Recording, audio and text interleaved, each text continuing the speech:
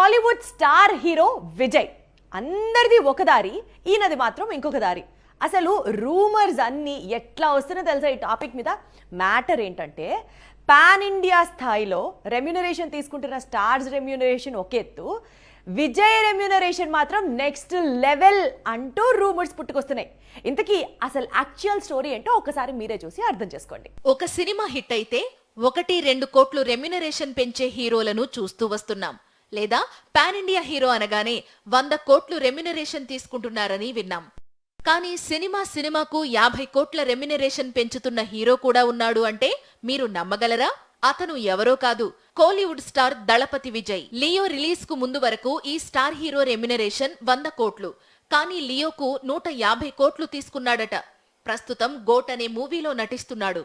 ఈ సినిమాకు 200 కోట్ల రెమ్యునరేషన్ తీసుకున్నాడని కోలీవుడ్ చెబుతోంది.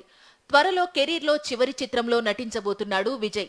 ఈ సినిమాకు ఏకంగా 250 కోట్లు రెమ్యునరేషన్ తీసుకుంటున్నాడట.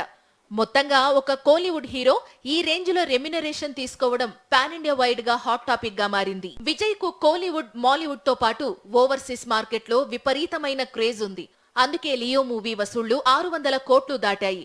ఈ వసూళ్లను చూసే నిర్మాతలు విజయ్ అడిగినంత ఇస్తున్నారు.